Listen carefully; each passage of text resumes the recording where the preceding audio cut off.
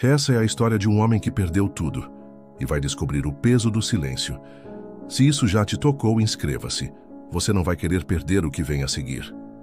Capítulo 13. Preparativos.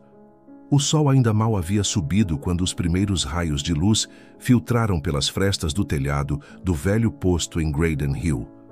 O silêncio do lugar, quebrado apenas pelo som distante dos pássaros e da brisa entre as árvores, era quase reconfortante. Quase. Dentro do abrigo, a tensão pairava como névoa densa. Brian havia acordado antes mesmo do amanhecer, não por falta de cansaço, mas pela inquietação crescente.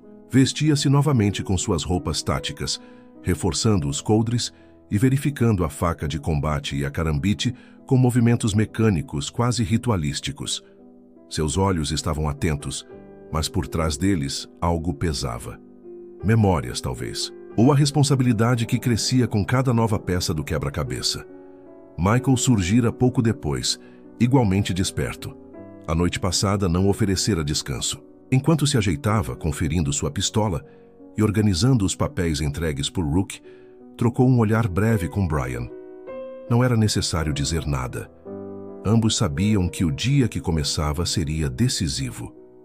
Rook já estava de pé, como se nunca tivesse dormido. Preparava café com uma simplicidade quase metódica, como quem se habituou a sobreviver com o mínimo. Seu olhar percorreu os dois homens à sua frente e, por um instante, parou em Brian. "Dormiu bem?" perguntou sem sarcasmo. "O suficiente", respondeu Brian enquanto ajustava os encaixes da Glock no coldre. Rook assentiu e serviu o café em canecas metálicas, entregando uma para cada um. "Hoje vamos começar o preparo real. Treinamento, simulações e, se tudo correr bem, rastreamento. O vampiro não vai esperar por nós, e já deixamos ele solto tempo demais." Brian aceitou a caneca, mas não a levou imediatamente aos lábios. Estava absorvendo as palavras, já revendo mentalmente os arquivos, os mapas e as possibilidades. Ele sabia que cada detalhe importava, que cada erro custaria caro. Rook, por sua vez, foi até um canto do abrigo e puxou uma lona, revelando uma pequena seleção de armas, equipamentos táticos e suprimentos. "Vocês estão entrando em uma guerra", disse com a voz baixa. "Esse inimigo não joga limpo." Michael se aproximou observando o armamento. Escolheu uma espingarda de cano curto e munição de prata. "Acha que teremos contato logo? Se continuarmos no rastro certo, é provável. Ele vai perceber que estamos chegando perto, e então vai querer nos afastar." Brian finalmente tomou um gole do café e pousou a caneca sobre a mesa. "Então vamos até ele antes que ele venha até nós." O treino começou pouco depois. Em uma clareira próxima, montaram alvos improvisados, fizeram simulações de movimentação urbana e combate corpo a corpo. Brian, com sua base de Krav Maga e artes marciais, mostrou-se ágil e preciso. Rook tentou corrigi-lo em alguns momentos, mas Brian rebatia com argumentos técnicos e alternativas, demonstrando domínio. Ainda assim, ele escutava. Adaptava, não por subserviência, mas porque entendia o valor da experiência alheia. Durante um momento de pausa, Brian afastou-se por instantes. Olhou para o horizonte através das árvores e passou o polegar pelo anel preso à corrente em seu pescoço. A lembrança de Helena surgiu clara, o dia em que ela o assistira treinar, sorrindo da varanda com uma expressão entre orgulho e encantamento. Aquela memória ardeu, mas também firmou sua convicção.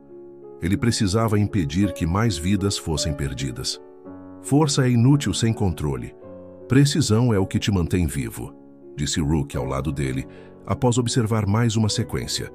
Brian apenas assentiu, mais em respeito do que submissão. Michael treinava ao lado, focado nos disparos de média distância, alternando entre a pistola e a espingarda. Horas se passaram. Suor, terra e cansaço se acumularam como parte do uniforme, mas os olhos de Brian carregavam algo mais: determinação. No fim do dia, reuniram-se novamente no interior do posto. A mesa estava coberta de anotações, registros e dados compartilhados por Nate, segundo Michael. Entre os documentos, havia um relatório com movimentações incomuns detectadas por sensores de movimento e interrupções nos sinais locais e movimentações suspeitas nos arredores industriais de Silver Point. Parece que ele nunca saiu da cidade, disse Rook, apontando para o local em um mapa mais recente. Isso aqui foi interceptado há algumas horas. Um padrão de calor incomum em um depósito abandonado, perto do canal central. A área foi isolada nos registros oficiais por supostas obras estruturais, mas não há obra alguma lá. Brian inclinou-se sobre o mapa. Reconheceu o lugar. Uma antiga estação de drenagem com passagens subterrâneas conectadas ao sistema da cidade inteira. Perfeito para entrar e sair sem ser visto.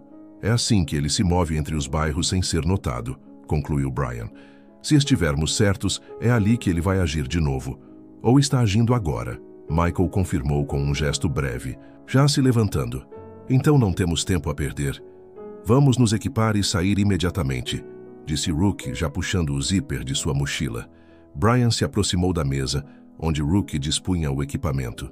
Pegou uma arma modificada, adaptada para munição de prata e com suporte lateral para estacas retráteis. Ao lado, selecionou 2 estacas curtas e uma faca tática de prata e uma ampola de água benta. Equipamentos especializados que Rook mantinha guardados para ocasiões extremas. Michael observou, enquanto verificava sua própria arma. Você parece ter feito isso antes. Nunca. Mas me preparei como se um dia tivesse que fazer. Rook jogou um estojo de couro sobre a mesa. Dentro, estacas de diferentes tamanhos e frascos com líquido âmbar. Leve isso também. Água benta legítima. Se encostar nele com isso, vai saber. Pouco depois, partiram rumo a Silver Point. Durante o caminho, a tensão os acompanhava, silenciosa. Quando chegaram à zona indicada por Nate, estacionaram próximo de um grupo de prédios antigos. Brian saiu do carro primeiro, os sentidos em alerta. Olhou ao redor, identificando uma estrutura lateral com pontos de apoio e elevação. Era uma rota estreita, difícil para quem não tivesse seu preparo físico. Eu vou por cima. Posso ter uma visão melhor e antecipar qualquer movimento. Vocês seguem pelo nível da rua.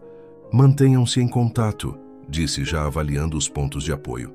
Com movimentos calculados, Brian escalou uma saliência de concreto, apoiou-se em uma viga de metal e, com um impulso coordenado, ergueu o corpo até o topo com a fluidez de quem moldou músculos e instinto ao longo dos anos. No alto, entre telhados conectados por vigas e caixas d'água, avançava como se o ambiente fosse familiar. Aproveitava a cobertura das estruturas e a vantagem da altura, ajustando os passos conforme as superfícies exigiam. Cada salto e aterrissagem mesclavam o controle do parkour, a disciplina do Kung Fu e a objetividade letal do Krav Maga. Era como assistir a um fluxo contínuo de movimento, natural, estratégico, eficiente.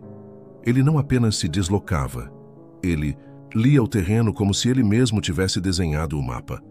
Michael apontou para um beco abaixo. Ali. Algo se moveu. Brian ajoelhou-se na borda do telhado, olhos atentos.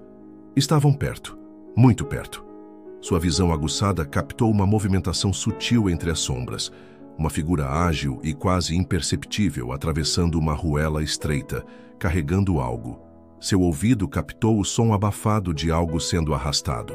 Passos rápidos interrompidos por um gemido fraco. Ele se concentrou. Alguém está lá embaixo, murmurou. E não está sozinho. No instante seguinte, um grito cortou a noite. Breve, feminino. E então, silêncio absoluto. O silêncio. Final não era de medo, mas de prontidão. A noite caiu sobre Silver Point, e com ela a certeza de que o próximo encontro poderia mudar tudo. No fim, não são os monstros que mais nos assombram, mas tudo aquilo que somos forçados a deixar para trás. Se essa história te tocou, inscreva-se no canal, curta o vídeo e compartilhe com quem precisa ouvir. Porque o silêncio ainda guarda verdades. O peso do silêncio continua.